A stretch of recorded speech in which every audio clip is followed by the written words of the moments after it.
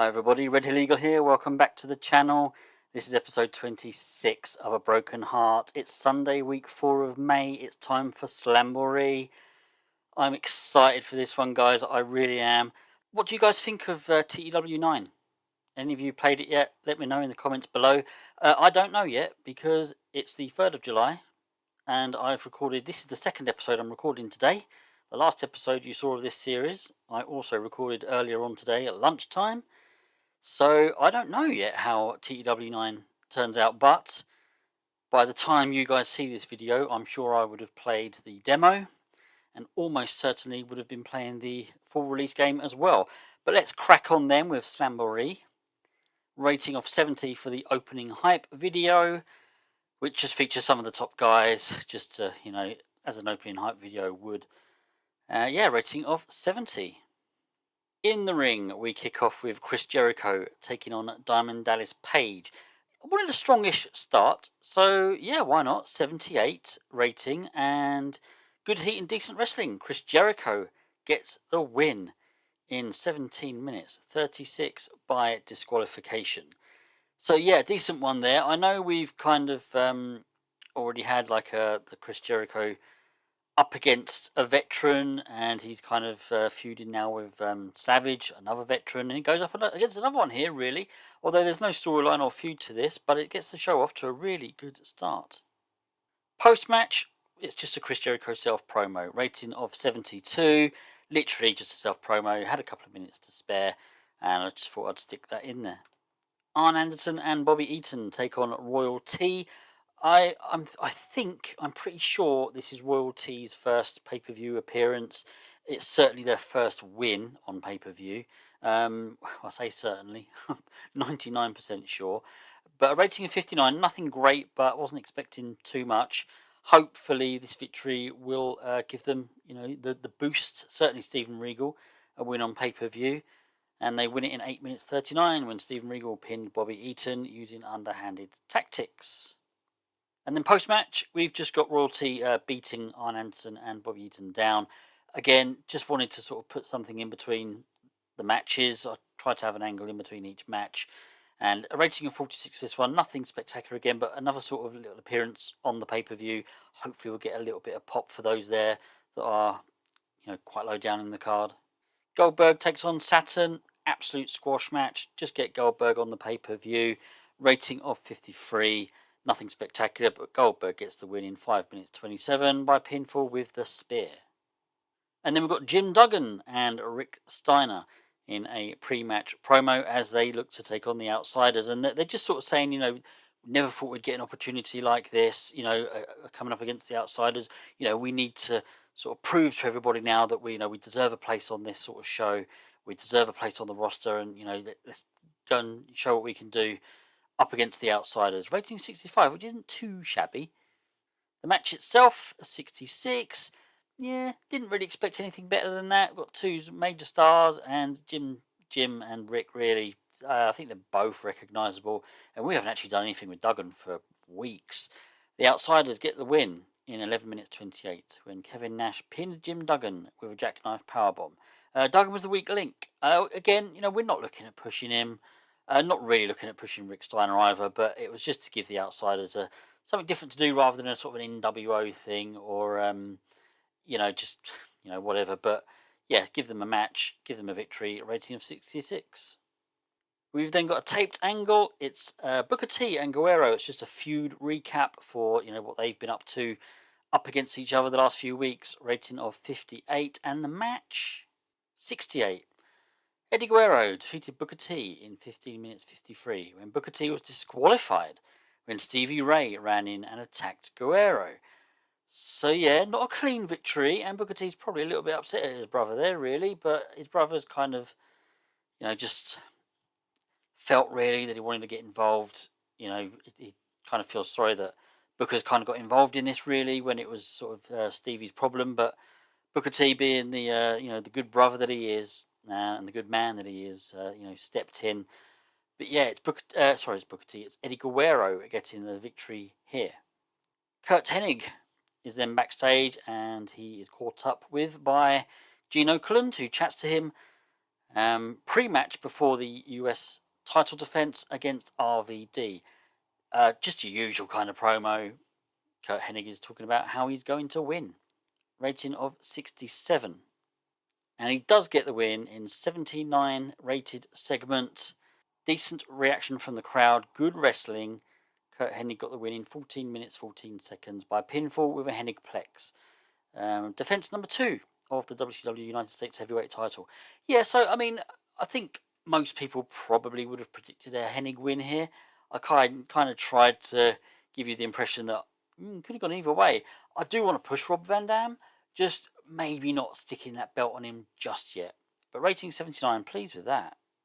Faces of Fear then cut a promo, as do Totally Cool, Jim Neidhart and Disco Inferno, ahead of the tag team title match between these two teams, rating of 56.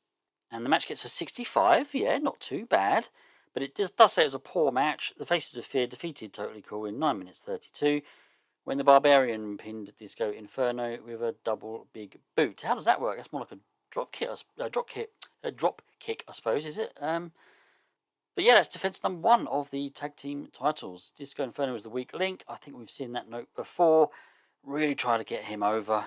I don't think we're going to get anything special out of these two, really, going forward. But, you know, we've got a tag team division. We've got to use it. Certainly looking at improving it. I say it every episode, but yeah, the only way to do that as well is to, you know, give tag teams some victories.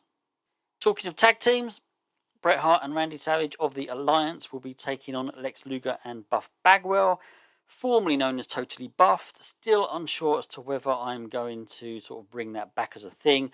But these are pre-match promos, and Luger and Bagwell say, you know, that we've settled our differences that we had, you know, a couple of months ago. You know, Liz has obviously made an absolutely terrible decision by, you know, thinking that Bret Hart can do more for her than I certainly could have done, says Lex. And, you know, and despite the fact that, you know, Buff and I had our differences, Buff could have probably, you know, looked after her better than you can as well, Bret. So, yeah, so it's just kind of saying that they, you know, they've settled their differences, and that's kind of why, you know, they're friends again. It does always, it is always a thing for me in wrestling when a face hates all the heels, and then suddenly when he's a heel, they're all friends again. And it's like, yeah, it was only a couple of weeks ago you were absolutely at each other's throats. So yeah, that's the thing. Yeah, so 81 as well though for these promos. That's pretty decent. And the match gets an 83. Now that is very pleasing. Good heat and decent wrestling. Bret Hart and Randy Savage defeated Buff Bagwell and Lex Luger in 13 minutes 40 when Bret Hart submitted Buff Bagwell with a sharpshooter. During the match, we also had Chris Jericho run in and attack Savage. So the purpose of that really was we were kind of like Bret Hart's then kind of left on his own. I've done this sort of thing before. So Bret is basically Bret. You know, for the last couple of minutes. You know, we're not going to say that Savage was out in the first minute of the match or anything like that, but certainly for the last few minutes, it's basically Bret taking on, you know, Bagwell and Luger just to get him over a little bit more. The game won't interpret that, but you know, that's the way my mind's thinking. But 83, very pleased with that. And Bret Hart was head and shoulders above everyone else, and Bagwell was the weak link. Another taped angle, a feud recap between Bam Bam Bigelow and the Giant. I mean, we've not done too much with this feud yet, but you know, just imagine some sort of recap video of some of the promos that they've put on, and maybe some of the backstage shenanigans or the in-ring kind of brawls we've had between them. Rating of 68, and we go to the match. 75. No, it's not. You know, I knew I would make this mistake. I knew I'd make this error. I forgot. I put in another segment. I don't normally do that. I don't normally have like 2 segments relating to the same match. But here we go. Gene Oakland interviewing Bam Bam Bigelow backstage pre-match against the Giants. 75. Yeah, so that's pretty decent. So now we'll see what we get for the match. 80. That's really good. I mean, I've got to consider keeping this storyline going for a little bit. I've got to be careful with having them face off too often against each other. But certainly I think we can probably afford another 2 matches. And if we kind of keep them for the pay-per-views, yeah, that's looking good. So Bam Bam got the win in 8 minutes 32. How many of you guessed that one? By pinfall, but he did need to cheat. He illegally used the ropes for leverage. The storylines gained heat as well. Sting cuts a promo on Hollywood Hogan. Hollywood Hogan then cuts a promo. Of course, he's got his two stooges with him that make up the main force of the NWO. Rating of 87, really good. The storyline gains heat. So this is the pre-match promos for the world title. What way does this go, and what did you put down as your prediction? It's a draw. I'm sorry. You must hate me. You must hate me when you put in your predictions and then maybe one of you predicted a draw. Fantastic heat and good wrestling. Sting drew with Hollywood Hogan in 17 minutes 57 following a double countout. So they're both out the ring. And then we have a bit of shenanigans going on. We have interference in Randy Savage ran in to attack Hogan. Originally, I mean that wouldn't have been the first one. We would have had the heels come in first, so we'd have had Kevin Nash come in to attack Sting. Then Savage would have decided to come in and sort of attack Hogan just to sort of even up the numbers. I also think as well I had no, I didn't have Scott Hall come out. Certainly had that first, these two interferences, so it's a double count out. Rating of 87 though, absolutely fantastic. But Sting keeps hold of the belt. Post-match, in a 71 rated segment, Hollywood Hogan is furious with Scott Hall and Kevin Nash. So, okay, we forgot to put in Scott Hall interfering, but he's there. And, Hollywood Hogan is unhappy. You've ruined that for me. I had him. I would have got him back in the ring. I would have put the leg drop on him, and I would have had him 1, 2, 3. Hall and Nash apologetic, and they're obviously talking about it in the ring. We can't hear what they're saying, but you can get a rough idea from their body language, and it's like, okay, we just thought we were doing the right thing. Hogan, we're really sorry. Look, you'll get another opportunity. By the end of it, they're all okay. They shake hands. It's the NWO. Rating of 71. I'm pretty pumped about this one. What do we get as our final score? 85. I was about to say that's by far our best show, but I think we may have hit an 85 before. Certainly very close. So, yeah, how did you do with your predictions? I'm going to do another quick backstage segment and see kind of what's happened, if anyone's improved in perception, see how those storylines are getting on as well. But yeah, I'm really pleased with that one. What did you think? Got a decision here. I will obviously cut this out if it's a spoiler. Oh, I've got a couple of graduates. All right, I'll look at that off camera. But Mike Sanders and Vanessa Sanchez. Okay, I'll look back off camera at those. Mike Sanders I've heard of. Not sure on that one, but anyway, we don't have a women's division, so I'm hoping it's maybe a backstage role. But let's have a look at that later. Oh, there's loads here. Wow. Okay. There's some contracts ending. Shawn Michaels. Oh, I've got to try, haven't I? Haven't I got to at least try to sign him? Slamboree's dormant. I might overturn that. USA battle result. First out of 2. That's really good. Brian Lee. WWF have extended Brian Lee's contract. We might have another look at him. So that's changed, isn't it?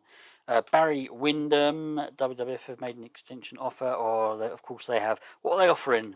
I'm not going to make one yet, but what are the WWF offering? Scott, well, you're out for 2 years, so I don't really care what you think. Of course. Well, of course, Scott Hall will. Yeah, and Kevin Nash will love it. Oh, and Sid. Of course not Bret Hart though. Yeah, I'm gonna have to seriously think about this. 148,700 a month. Scott Putsky, Blue Meanie, Bobby Duncan, Blackjack Wyndham. It's the same as Barry Windham, isn't it? Slamboree pay-per-view rate. Okay, Bret Hart opinion. Buff Bagwell needs to learn how to sell. Yeah, probably won't be doing much with him really. And the viewing figures for Slamboree. That looks really bad, doesn't it? Hang on, that's TV rating though. So we've obviously got a channel somewhere, non-pay-per-view channel that's broadcasting that. Okay, I'll go through those sort of backstage off camera. Yeah, I'm not gonna rush over the Shawn Michaels thing, but as I say, I'd be mad to, not think about it at the very least. So, let's have a quick look at storylines first. I'm not going to do this after every episode, but I'm pretty pumped at how they're going at the moment.